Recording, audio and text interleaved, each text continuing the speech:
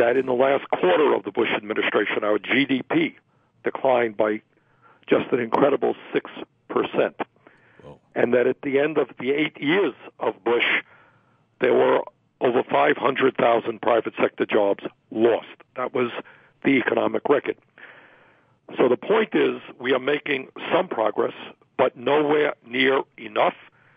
We got to turn the switch and become extremely aggressive in terms of jobs creation, and there's a lot that we can be doing. And one of the issues that bothers me very, very much is we just recently passed a transportation bill. This is what Congress does all of the time, has always done. You got to put money into roads and bridges and mass transit. We got to rebuild our crumbling infrastructure. And when you do this, you create and save millions of jobs. We passed it, interestingly enough, in a bipartisan manner in the Senate, 74 votes. I think half the Republicans were on board. But in the right-wing Republican House, they can't do it. So it's not only delaying the need to rebuild our crumbling infrastructure, it's the need to start creating jobs doing that. And in truth, we've got to do a lot more for infrastructure than that bill begins to do. Yeah. But we can't even get that done. We've got a $2 trillion infrastructure deficit, and that's the 20th century infrastructure. We haven't even started on smart grids and high-speed rail, 21st century stuff. Absolutely correct. We are, people go to China, and they come back, and they're riding on high-speed rail in China. They see Internet service all over the country, broadband, cell phone service. And in this country, we are spending about 1/4 of our GDP as compared to the Chinese in infrastructure. So it makes no sense to me that we're not rebuilding our infrastructure, putting people to work, improving the productivity of our country, making us more internationally competitive. But so the news that we have today is not good. We want to do a lot better, but people can never forget that these trickle-down economic theories advocated by our Republican friends who are running for president, Mitt Romney and the rest, that's exactly what Bush was talking about. We saw that movie. Giving tax breaks to the rich does not create jobs. Providing huge corporate loopholes so that companies making billions of dollars a year in profit and end up not paying a nickel in federal income taxes does not create jobs. So we saw that movie before. It was a bad movie. We don't want to go back. What we need to do is put people to work rebuilding our infrastructure. We need to transform our energy system. I'm going to be sponsoring a conference here in Vermont on Monday, and we're going to be talking about how we significantly increase weatherization efforts, help people save money on their fuel bills in their homes, in their buildings, how we do it in schools, how we move rapidly to sustainable energy.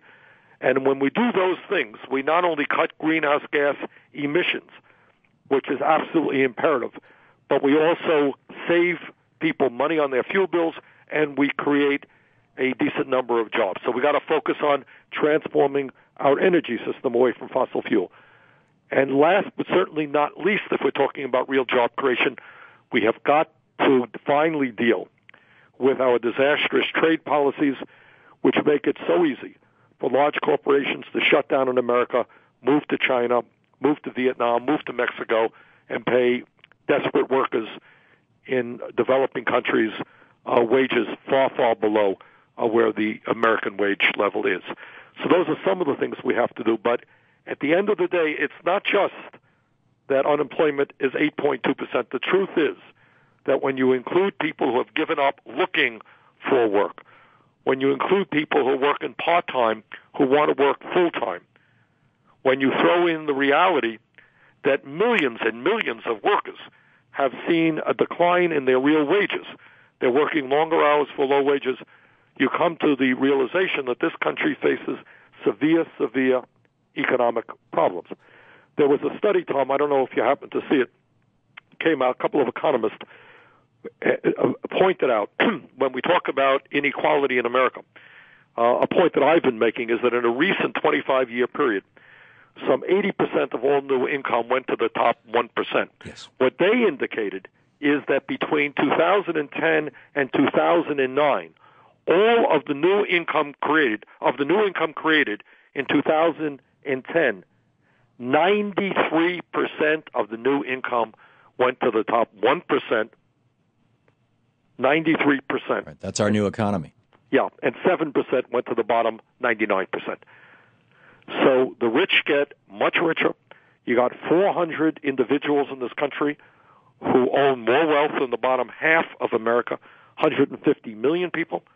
And they don't just put that money under the mattress. They are using it politically, and Citizens United has opened the door for these billionaires to now significantly influence the political process. We're seeing that in the Republican primaries with billionaires contributing all kinds of money into Republican candidates. We're seeing it in money coming into Ohio. My friend Sherrod Brown is running for re-election in Ohio, pouring millions of dollars into that state, in other states as well. So we have got to also not only create jobs that pay people a living wage, we have got to deal with the absurd income and wealth inequality in America, by which so few have so much and so many have so little. And the gas, and meanwhile, gas prices are going up. And then in the midst of all of this, you sit here and you think about gas prices. And let me just, reiterate what I've said on the show before. Many people think that, gas prices are going up must mean that there is an increase in demand and a diminishment in supply, because that's what conventional economic theory is about. When you have prices go up, when you have more demand and less supply. The reality is, in fact, just the opposite. Right now, you have more supply in this country than we had in terms of gasoline than we had 3 years ago, when the price of gas at the pump was $1.94 a gallon. In terms of demand, less demand for a variety of reasons. A recession caused getting more miles to the gallon than we had since 1997, as I recall. So demand is down, supply is up, and the price of gas is going off the roof. And that, in my view, and the view of many other people, has a lot to do with our friends on Wall Street who are not content having destroyed the economy through their greed. They're now driving prices up by their control of the oil futures market. Absolutely. Senator Bernie Sanders is with us. He'll be taking your calls for the rest of the hour. 866-987-THOM is our telephone number. Our Brunch with Bernie hour here on the Thom Hartmann Program. 15 minutes past the hour. This is the Thom Hartmann Program. And check out Bernie's website, sanders.senate.gov. You can sign his constitutional amendment to roll back Citizens United. You can sign up for his newsletter, The Bernie Buzz.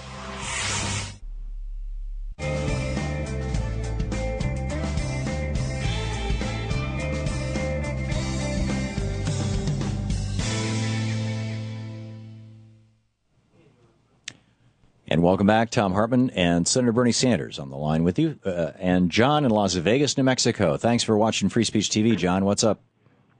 Hey, I just wanted to ask Bernie. Or Nevada, I'm sorry. if it does come to pass that President Obama isn't reelected and we have a Republican in the White House, what can the Democrats do to, complete the work that Obama started and basically push through his agenda when we're going to be facing a Republican in the White House? I wonder if the Democrats have kind of formulated a plan B, just in case that does happen. What John, I think to make I sure have to that tell you we the stay on truth message and continue what Mr. Obama started?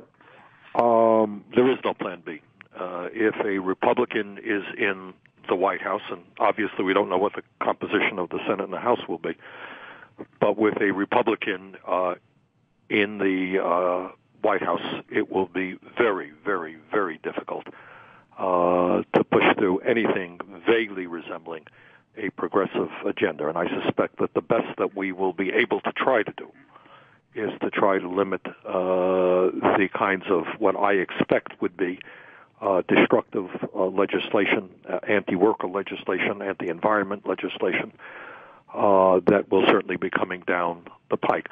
As I think many listeners know, I have I've disagreed with the president on a number of issues. I don't think he has been as aggressive as he should have been toward Wall Street. I prefer a Medicare for All single-payer program over the health care bill that was passed, which I supported. It has a lot of good things in it. I would have gone further. I think the president has not been as strong as he might have been in just taking on the whole Republican right-wing ideology and explaining to the American people to the degree to which these folks want to take us back to the 1920s when working people and lower-income people and elderly people had very few rights. But having said all of that, the president was here in Vermont last week, and I made it very clear. I'm going to do everything that I can to see that he gets reelected, and hopefully through some strong grassroots effort, we can push him to be as progressive as he possibly can be. We have just 1 minute before the break, Bernie. Further thoughts on that or on what the president had to say when he was in Vermont? Well, he remains a remarkably good speaker, and I think he developed a very strong affinity with the audience, and he came across very, very well. But I think what we have to do is, in developing a grassroots effort, is understand we are up against some very wealthy and powerful people who literally just don't want to. It's not a question of cutting Social Security. It's really a question of privatizing Social Security. There are Republicans, prominent Republicans, who believe that Social Security is unconstitutional, believe that Medicare is unconstitutional. There are folks there and who want to eliminate the concept of the minimum wage, so that if an employer can hire you in a high unemployment area for $3 an hour or $2.50 an hour, hey, what's the problem? So, and let's talk about that more often, because I want people to really understand that it's more than just this or that piece of legislation. It is a right-wing philosophy which is going to give enormous power to the wealthy and the powerful and leave working families very much in the ditch. Yeah, turn America into something like the libertarian paradise of Somalia. Senator Bernie Sanders with us. We'll be back with more of Senator Sanders right after this.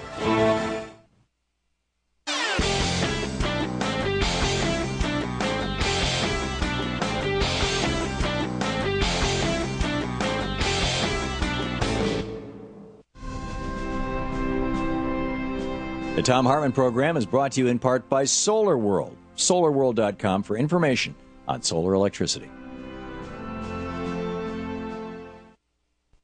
We increase more steeply the taxes paid by individuals in the highest brackets of all, incomes of $1 million a year and up. Wasn't that the American thing to do? Welcome back. Thom Hartmann here with you, occupying the media 3 hours a day, 5 days a week. Senator Bernie Sanders on the line with us. It's our Brunch with Bernie hour, and Jim in... Boy, FPOFF. No, that can't be right. Listening on WKBT. What's the city, Jim? In New Hampshire? Hi, Tom. It's Spofford, New Hampshire. Okay. Southwestern New Hampshire. I'm missing the S. You're on the air with Senator Sanders. Thanks for the opportunity, Tom. And Senator, thank you so much for your service to our country. I'm a really big fan. Thanks, Jim. A lot of us down here in southern Vermont, southern New Hampshire, and western Mass are trying to get a nuclear plant shut down as scheduled. To that end, on Saturday, April 14th, the people are going to come together in Brattleboro, Vermont for a rally to support the state of Vermont. State of Vermont has ruled, or at least directed, the company Entergy to cease operations as they've scheduled to do in 2012, yet the federal government says the people don't have a say in this matter. I want to thank you for joining us at the rally next Saturday, but also get your opinion on what some people see as a corporate abuse. Well, Jim, my expectation is that I'm going to be at that rally. As a matter of fact, this is an issue that I have worked very hard on. For people who are not familiar with the issue, it's a question of a nuclear power plant in southern Vermont having been online now for 40 years, and that was the contract that people were told was going to be the case. And Entergy, who owns the nuclear power plant, has asked for a 20-year extension for a variety of reasons. Some of us think that is not a good idea. The Vermont State Senate, in accordance with an agreement signed with Entergy when they bought the company, voted 26-4, very strong bipartisan vote, to say that we should not extend the contract of Vermont Yankee. Vermont Yankee went to court. The court ruled in favor of them. The state is appealing that decision. I agree with the need to appeal. So I think that the future of Vermont in terms of energy, and we're having a conference on it just this Monday, has a lot to do with energy efficiency. It has a lot to do with moving aggressively to wind, solar, geothermal, biomass, public transportation. That's what I believe the future of my state, Vermont, should be. I think nationally what we have to understand, whether you are for or against nuclear power, what everybody has got to understand is the nuclear power industry would collapse tomorrow unless it continued to receive huge amounts of federal welfare. It is one of the major federal welfare recipients and has been for decades. So this is an industry that is now trying to build new plants, and everybody understands they can't go forward without loan guarantees from the federal government. They have a very strong insurance program from the federal government, billions of dollars in research and development from the federal government, getting rid of their waste from the federal government. So when you talk about one of the great debates we're having in Washington right now is whether we really move forward aggressively in sustainable energy, or whether we remain wedded to the old concepts, including nuclear. But bottom line here is nuclear power would not survive one day without enormous amounts of taxpayer support. Mel in Portland, Oregon, you're on the air with Senator Sanders. Yes, Senator, thank you for the job you do for us. I called your office, and I hope they were able to get you this article. There's an article in the Christian Science Monitor, February 23rd, 2012, something that the oil companies do not want the American people to know. Last year, they exported 200,000 barrels a day to India, China, and South America of refined gasoline and diesel fuel. This year, they are going to export 600,000 barrels a day of refined diesel and gasoline to China, India, and South America. Now, they don't want people to know this is part of the reason our prices are going up, and this is overproduction. They said they have so much refined gasoline and diesel fuel that they cannot use it here, and they are exporting it. Do you know this? I didn't know the exact amounts, but I did know that we were exporting gas. And this just speaks to the what I would call a big lie, that the issue is supply and demand. It is not supply and demand. What the caller is telling us is that there is so much supply in this country, we're actually exporting gasoline. So that's a very important point to be made, and I think it speaks to the absurdity of what many of our Republican friends in the oil industry are saying. The other point that I would make is, as I mentioned earlier, no question to my mind that when Wall Street speculators, that's Goldman Sachs, Morgan Stanley, and others, now control over 80% of the oil futures market, and their function in life is only to make as much money as possible. They don't use any of the product, but of course, they're not airlines, they're not trucking companies. They just want to speculate, drive prices up, and sell and make a profit. But you also then have our friends at ExxonMobil and the oil industry, who are enormously powerful politically. And let me just make the wild and crazy prediction that at the end of the quarter, when gas in Vermont is now $4 a gallon, you're going to see huge profits from these guys. And let's never forget that in the last decade alone, the major oil companies made $1 trillion in profit. $1 trillion in profit. And so you got the oil companies making huge profits. You have Wall Street driving up prices, and you got the average consumer in a rural state like mine traveling 30 or 40 miles to work and back, often seeing his or her wages going down, struggling to stay alive economically, and now they're forced to pay $4 for a gallon of gas. It's really outrageous. Senator Bernie Sanders with us. It's our Brunch with Bernie Hour, national town hall meeting here on the Thom Hartmann Program. Your chance to talk with Senator Sanders, 866-97-THOM. We'll be back with more of your calls for Bernie.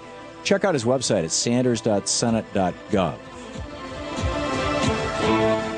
You're listening to the Thom Hartmann Program. Call 866-987-THOM. And you can get the free Thom Hartmann iPhone and iPad app in the App Store or over at ThomHartmann.com, where you can also drop into our free live chat room and build your own blog.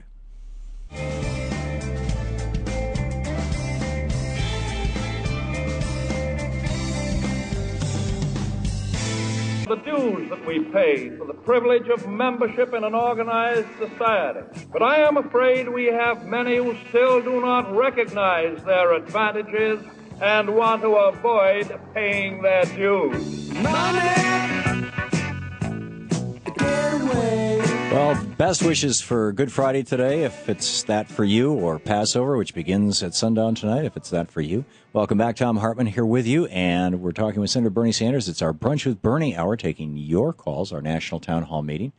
Bill in Albany, New York. You're on the air with Senator Sanders. Hey, good afternoon. I'm one of the sufferers of BES, or Bernie Envy Syndrome. I live in a state neighborhood of Vermont. Thank you very much, Bill. I have not heard about that particular illness before. Yeah, it's devastating, really. Okay, what I wanted to ask you, Bernie, is if in fact there can be any type of movement in increasing the top level of Social Security taxation. Today is the first day of baseball season.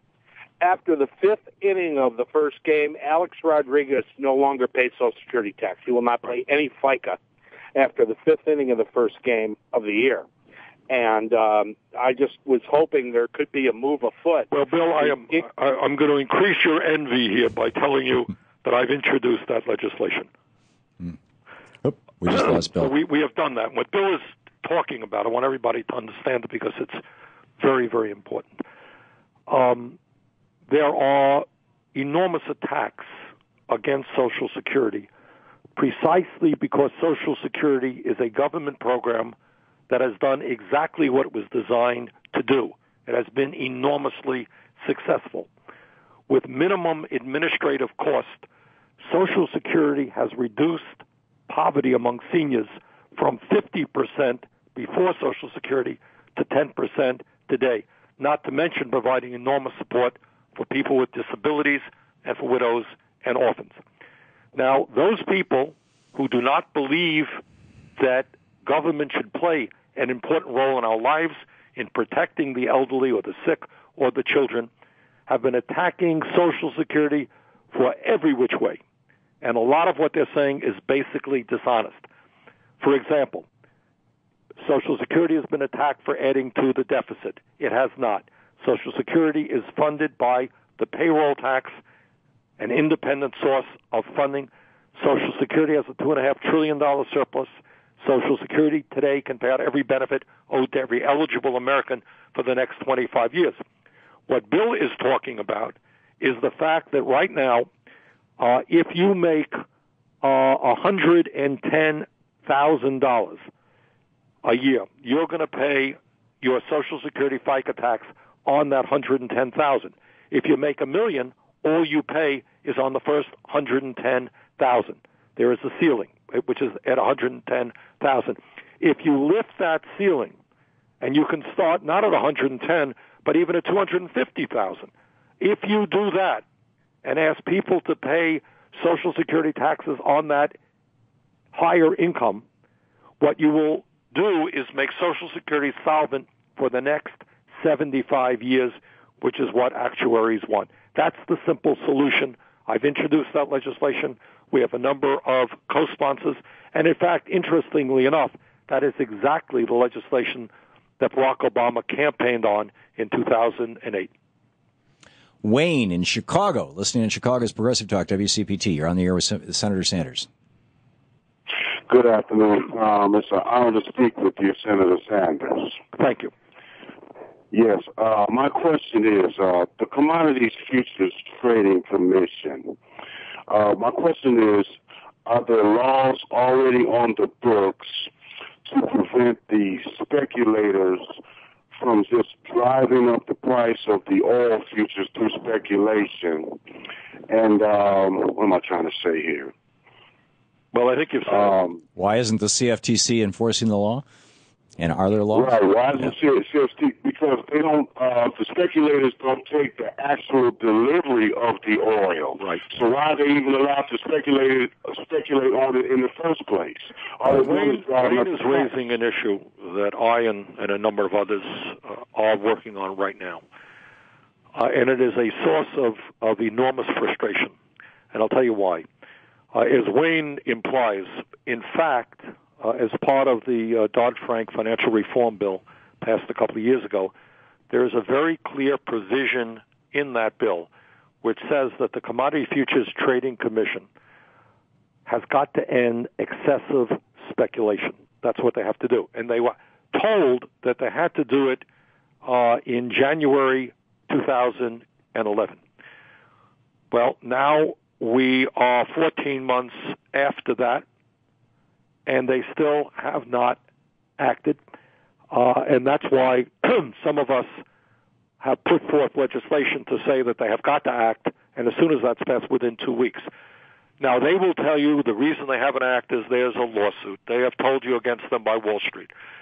They will tell you that there's just a whole lot of paperwork that they have to do, regulations, rules that they have to develop. But I think that given the severity of this crisis of high oil and gas prices, which is impacting not only millions and millions of individuals who cannot afford to pay $4 or $4.25 for a gallon of gas, it's impacting the entire economy as we try to get out of this horrendous recession. So many of us in the Senate have met with Gary Gensler. He's the chairman of the commission, and we said to him in so many words, get your act together, do what the law says, use the emergency provisions that you have. Unfortunately, Mr. Gensler has not acted, and we are going to continue to stay on that issue to demand that he does what the law requires him to do. Eric in Los Angeles, you're on the air with Senator Sanders.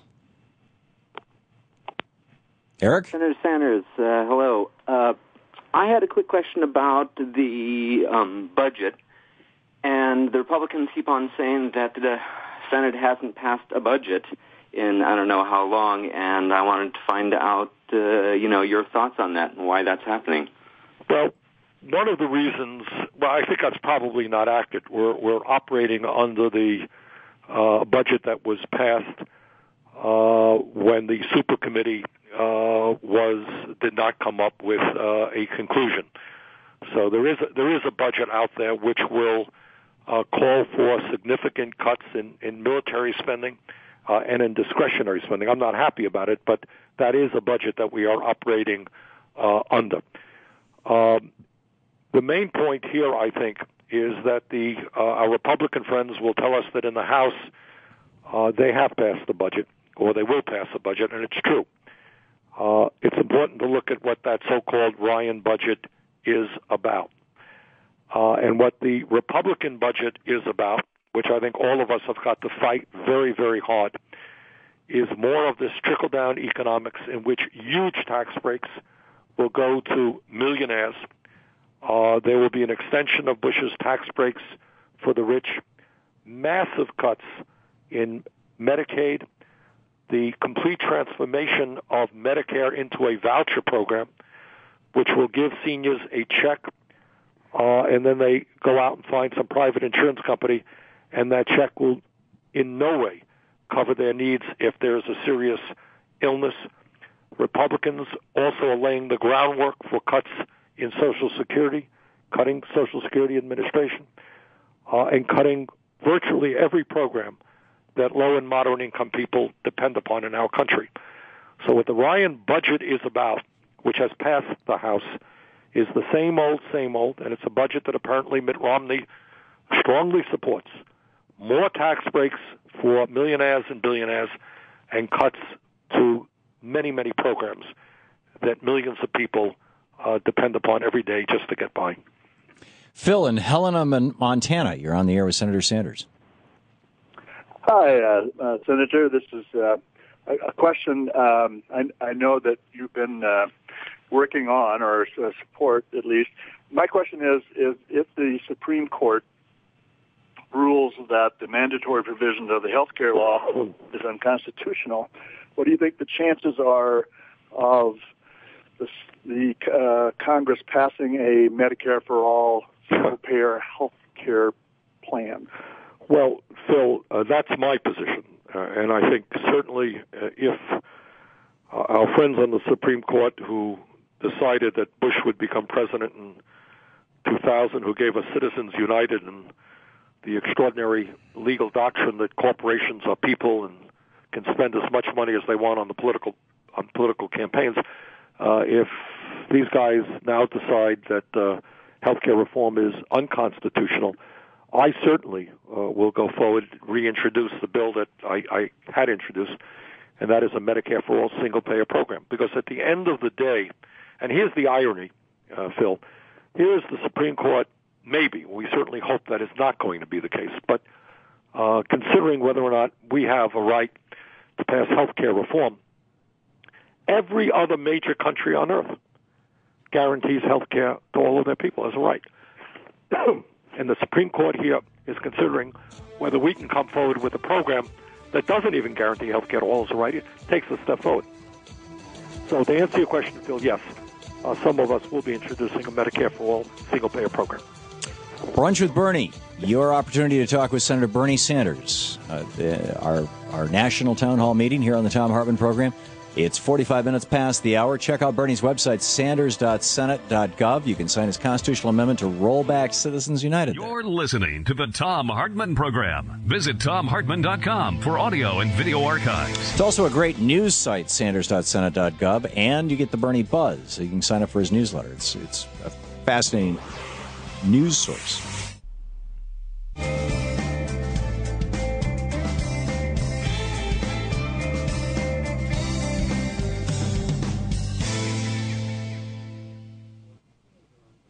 Welcome back. Robert in Walnut, California. Thanks for watching us on Free Speech TV. Robert, what's on your mind? You're on with Senator Sanders. You guys. Thank you. I just wanted to ask Senator Sanders about NF Global and Corzine. And his friend is on the FTC board, and he's not being investigated or persecuted or nothing. I wonder what's happening with that.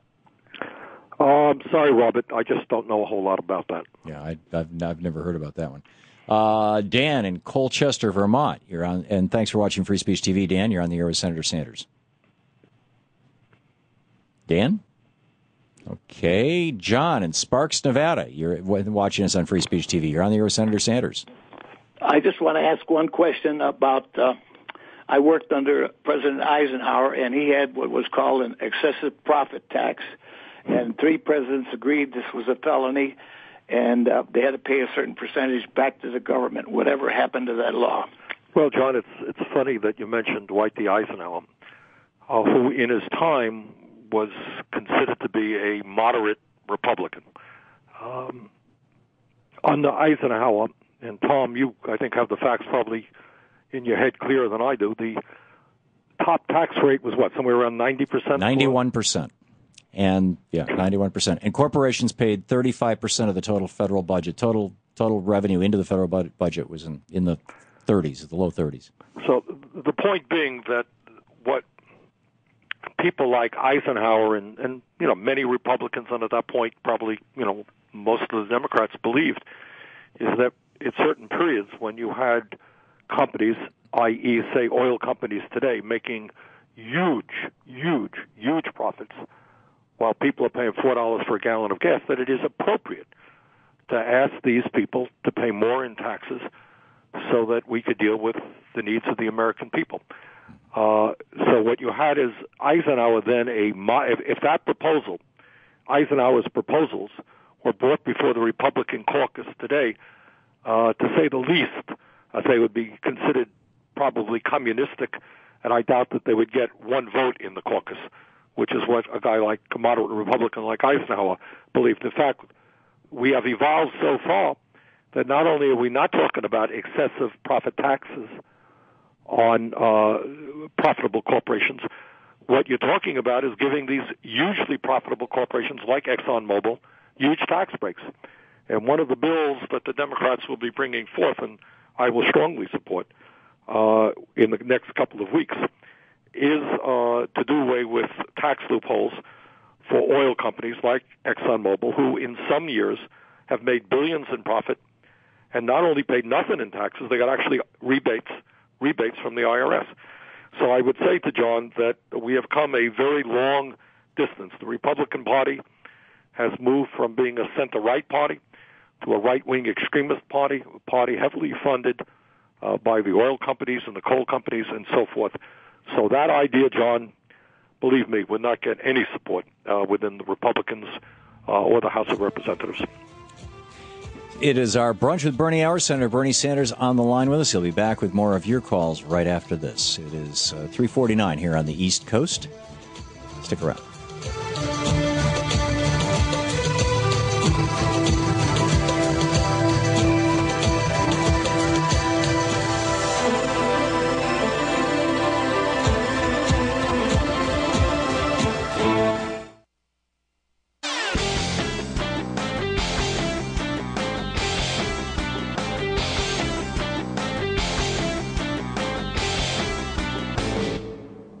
But, my friends, stop, look, and listen.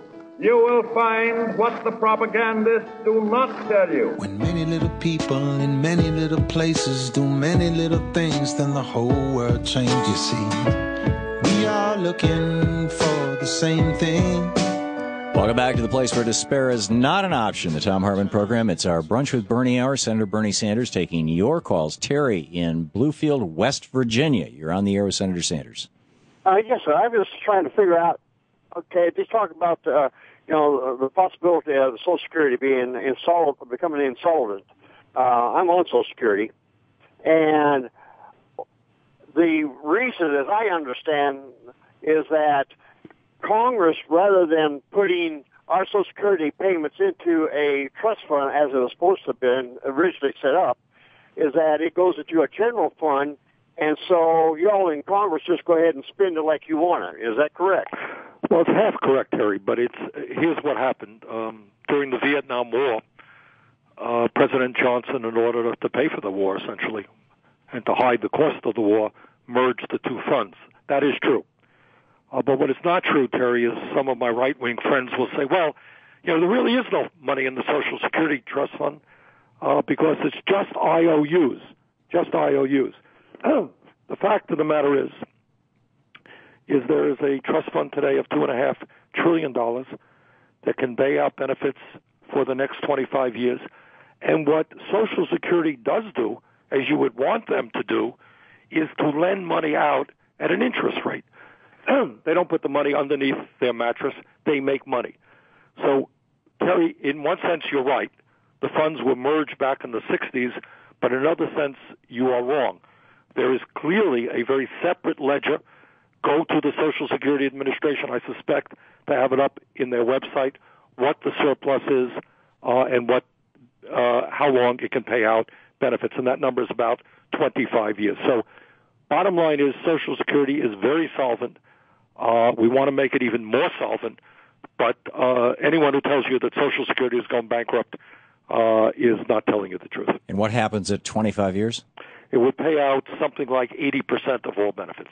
Okay, unless we raise the cap, right? Right. Yeah. Okay. So the goal is to make it solvent for 75 years. And again, when people talk about an IOU, look, the not good news is that we have a $15 trillion national debt, and the country pays its debts.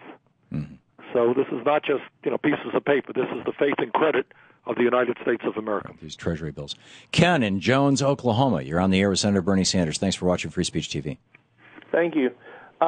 I was wanting to know, is there anything that we can do to try to help save Medicare? I'm disabled myself, and without Medicare, I'm pretty much in real bad shape. And I live in probably the reddest state in the union, and there's not a whole lot I can do here, but anything else that I can do. And I strongly support you, Senator Sanders. Do you have any ideas of anything that we can do? Well, for a start, Ken, you're right. Oklahoma is certainly one of the more conservative states in the country, and you have two very conservative senators. But I got to believe that you're not the only person in Oklahoma who is on Medicare, who needs Medicare, or is on Social Security, who needs Social Security. And I think that your voice, please raise your voice in your own state and get the word out to senators and members of Congress all over this country that proposals to make massive cuts in Medicare or to transform Medicare, if you have, and I certainly don't know Ken's situation, but if you have serious health problems and the government says, okay, here's a check for $7,000, $8,000 and good luck to you, you know, that will last if you end up in a hospital for 2 days. It just doesn't work. And as a nation, we just cannot do that. So we've got to strengthen Medicare. We have to make it a cost-effective program. And Ken, you know, do what you can in Oklahoma, because I just never believe that there aren't thousands and thousands of people in Oklahoma and every other state in this country who want to protect the basic safety net of this country. Jacob, how much time do we have? 2 minutes. Okay, great.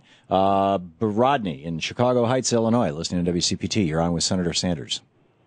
Senator Sanders, I was just wondering if Congress had the power to arrest the head of the CFTC and jail him for contempt of Congress and force him to get busy. Well, I don't know that I would arrest him, but we are thinking of some very, very strong action, some legislation and ideas to make sure that he does what he's supposed to do, or if he can't do it, somebody else does do it. But people lose faith in government when here you have a situation where Congress finally did the right thing. Most times Congress doesn't do the right thing. They did the right thing, passed good law, and now that law is not being implemented. So I share your frustration, Rodney. I don't know that we're going to arrest anybody, but we are going to make the CFTC do what they're supposed to do. Bernie, I got 12 calls waiting for you, but we only have about a minute left, so it wouldn't be fair to the caller to not be able to get a call out. Your final thoughts for the week? Well, my final thoughts is that what the job numbers told us today is that the economy remains very, very rough. A whole lot of people are looking for work, or they're working part-time when they want to work full-time. Older people who have lost their jobs and are working at a fraction of the wages that they used to get. Young people graduating college deeply in debt.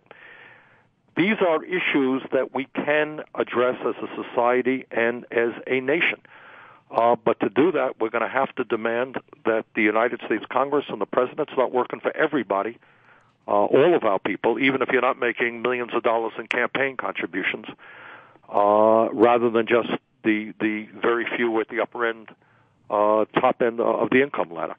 So my message today, and I think, Tom, it's the message you and I provide every week, in a democratic society, it's the people who are supposed to rule. But the people are not going to rule unless they're not involved in the political process, unless they're not out there talking to their friends and their neighbors, and demanding that our government does what it can do and should do for ordinary people. So the bottom line is get out there, get active, and show up. Absolutely.